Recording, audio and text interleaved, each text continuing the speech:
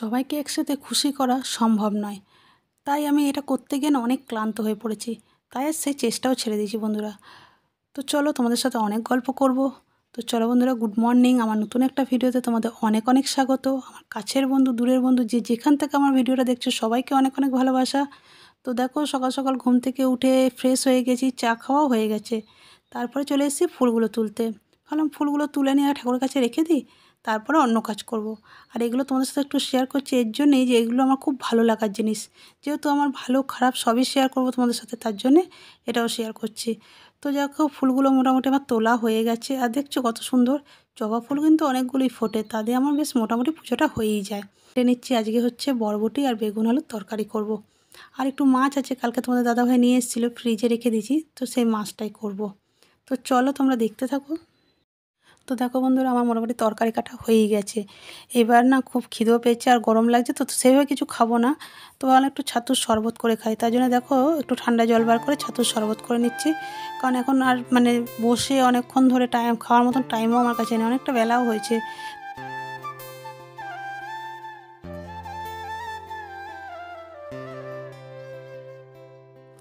তো দেখো, আমার ছাতুর শরবতটা মোটামুটি গোলা হয়ে গেছে, রেডি। তো চলো এটা খেয়ে নিই, খেয়ে নিয়ে আবার রান্নার কাজে লেগে যাব। আর গরমে কিন্তু এই ছাতুর শরবত বেশ ভালোই লাগে খেতে। তো দেখো, আবার আমি চলে এলাম রান্নাঘরে। মাছটাও ফ্রিজ থেকে বার করে নিচ্ছি আর ভালো করে একটু নুন হলুদ মাখিয়ে নিচ্ছি। মাখিয়ে তারপর মাছটাকে একটু তেলে ভেজে নেবো। আর এই মাছ বন্ধুরা অন্য কিছু করলে ভালোও লাগবে না, যদি সর্ষে দিয়ে ঝাল করবোর জন্যে। তো সর্ষে দিয়ে ঝালটা খেতে বেশ ভালোই লাগে, ওর জন্য সর্ষে দিয়েই ঝাল করব। তো দেখো, বেশ ভালো করে আগে মাছটা লাল লাল করে ভেজে তুলে নিচ্ছি।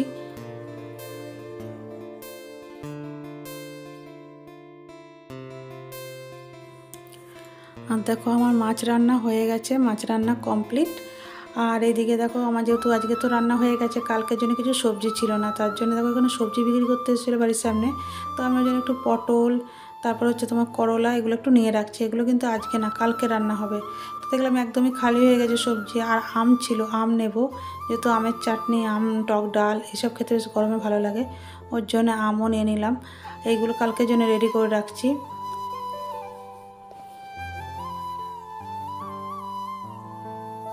তারপর দেখো, চান টান করে একবারে সোজা চলে এলাম পুজো দেওয়ার জন্য, কারণ পুজোর কাজটা বাকি আছে। তো পুজো দিতে চলে এলাম, ওই জন্য সব বাসন টাসন ভালো করে আগে ধুয়ে নিচ্ছি পুজোর। তো চলো বন্ধুরা, এগুলো ধুই, পুজোটা দিয়ে নিই, তাহলেও অনেকটা কাজ আমার এগিয়ে যাবে, আর সেভাবে কোনো কাজ থাকবে না। বন্ধুরা, আজকে না তোমাদের সাথে কিছু মনের কথা শেয়ার করতে চাই। কেননা সবসময় সব বলতে পারিনি, আজকে মনটা একটু খারাপ হয়েছে, তাই বলতে চাই যে এক জীবনে না আমি অনেক চেষ্টা করেছি সবাইকে একসাথে খুশি রাখার, কিন্তু সেখানে না আমি ব্যর্থ হয়েছি, পারিনি। কারণ সবাইকে একসাথে খুশি করা সম্ভবই নয়। কাউকে খুশি করতে যাচ্ছি তো কারোর কাছে খারাপ হচ্ছি, আরও কারো ভালো ভাবতে যাচ্ছি তো আরও কারোর কাছে খারাপ হচ্ছি। এই নিয়ে সংসার চলছে, সেটা যেখানেই বলো, সংসার জীবন বলো, আত্মীয় স্বজন বলো, আরও কাউকে বলো। তো আজকে এসে সেটা বুঝেছি যে এটা আমি ব্যর্থ হয়েছি, কারণ এটা কোনোদিন আমি সম্ভব নয় বা পারবও না।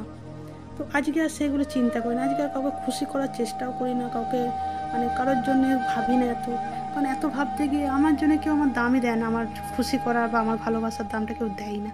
তো এখন মনে হয় যে এসব আর নিয়ে ভাবনা করা সম্ভবই না, কারণ পারবই না।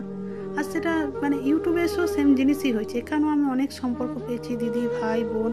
তো এখানেও তাই, সবার কাছে কারো কাছে খারাপ তো কারো কাছে ভালো। তো একটা সময় ছিল যে সময় সবাইকে চেষ্টা করতাম যে কীভাবে তাদেরকে ভালো রাখা যায়, কীভাবে তাদের খুশি করতে পারবো। কিন্তু এখন আর না, ক্লান্ত হয়ে গেছি এসব করতে করতে, বিরক্ত লাগে। এখন আর মনে হয় না যে কে আমার জন্য খুশি হলো, কে আমার জন্যে দুঃখ পেলো, আর এসব ভাবি না, কারণ আমি তো পাচ্ছি না, চেষ্টা করেও আমি সেটা পাচ্ছি না। আর বন্ধুরা, ছোটো থেকে এত অভিজ্ঞতা কিন্তু সঞ্চয় হয় না। বিয়ের পর একটা মেয়ে যতটা অভিজ্ঞতা সঞ্চয় করে, সেটা কিন্তু অত অল্প ছোটো থেকে সেই অভিজ্ঞতাটা সঞ্চয় হয় না। আর বিয়ের পরে আমি এত অভিজ্ঞতা, আমার নিজের জীবনে আমাকে এত অভিজ্ঞতা শিখিয়েছে। হয়তো বলতে পারো যে অল্প বয়সে অনেক কিছুই অভিজ্ঞতা শিখেছি, অর্জন করেছি। তো এইসব নিয়ে আর ভালো লাগছে না। তো এটাই একটু তোমার সাথে শেয়ার করবো, মনটা খুব খারাপ ছিল যে কাকে বলবো কাকে বলবো। তো ইউটিউবে যেহেতু সবটাই আমরা শেয়ার করি, তো তোমরা আমার বন্ধু, তোমরা আমার পাশে থাকো, সবসময় আমার কথাটা বুঝবে।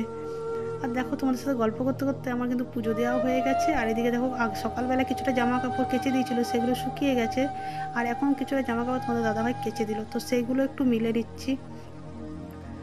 যেহেতু একটা মেয়ে আছে, ধরো তারও ভবিষ্যৎ ভাবতে গিয়ে না আর এত সবাইকে মনে হয় না যে সবাইকে খুশি করা উচিত। কারণ প্রথম নতুন নতুন বিয়ে হওয়াতে এতটা বুঝিনি, চেষ্টা করেছি সবসময় সবাইকে খুশি করা, ভালো রাখার, তাদের মতন চলবার। কিন্তু এখন আর এগুলো ভাবি না, এখন দেখছি সম্ভব না, তবে এইসব করতে গিয়ে আমি নিজেও অনেক কষ্ট দুঃখ পাচ্ছি। তো যেটা পারবই না সেটা চেষ্টা করেও লাভ নেই, এই মনে করে এখন এসব ছেড়ে দিয়েছি। তো দেখো বন্ধুরা, এতটাই রোদ দিয়েছে, তো চেয়ারগুলো আমার না রোদের মধ্যে ছিল রাখা, তো একটা চেয়ার এদিক থেকে নিয়ে চলে এলাম। আর এদিকে দেখো যে জামা কাপড়গুলো শুকিয়ে গেছে সেগুলো সব তুলে নিচ্ছি, কেননা সেগুলো তাহলে কিছুটা ভাঁজ করে রেখে দেবো, তাহলে আমার কাজটা অনেকটা এগিয়ে থাকবে। ওই জন্য দেখো নিয়ে এসে এগুলো ভাঁজও করে নিচ্ছি, যেহেতু পুজো টুজো হয়ে গেছে, খাবো একটু পরে, তো ওই জন্য আগে জামা কাপড়গুলো সব ভাঁজ করে নিচ্ছি।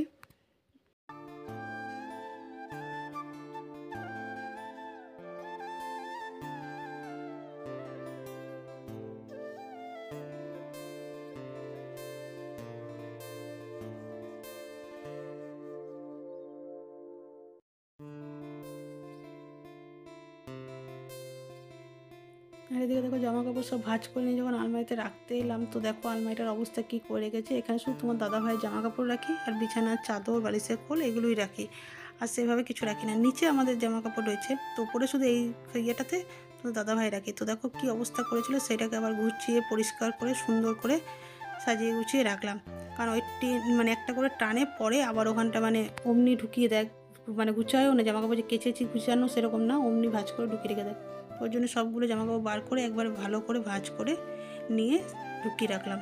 এতে নিতেও সুবিধা হবে আর দেখতেও ভালো লাগছে। বলো, ওরকম অগোছালো থাকলে কি আর দেখতে ভালো লাগে? একদমই দেখতে লাগে না, আর মানে মনটাও খারাপ লাগে গোছালো থাকলে। আর নিচটাতে দেখো এখানে আমাদের জামা চুড়িদার রাখি, রেগুলার যেগুলো ইউজ করি সেইগুলোতেই। তো সেখানে বিছানার চাদর, বালিশের খোল এগুলো একটু ঢুকিয়ে রেখে দিলাম। আর দেখো এখন কত সুন্দর দেখতে লাগছে বলো।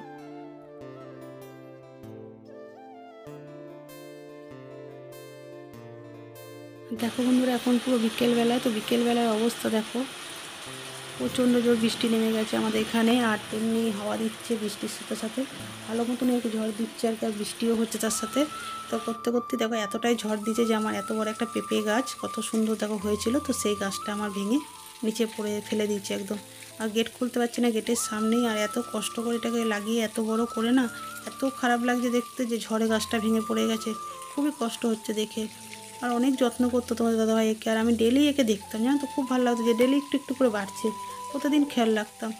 তো একটা ছোটো মানে সে বাচ্চার মতো নাকি লালন পালন করে বড় করছিলাম, তো সেটা এত কষ্ট হচ্ছে দেখে গাছটা যে মানে পড়ে গেছে এমনি ঝড়ে। তো কী করবো, আর কিছু করার নেই। আর এদিকে দেখো আমার একটা হলুদ ফুলের গাছ লাগানো আছে দেয়ালের কাছে, এই গাছটাও দেখো ঝড়ে, ফুল দেখো কত সুন্দর, কিন্তু এই গাছটাকেও ঝড়ে ভেঙে দিয়েছে।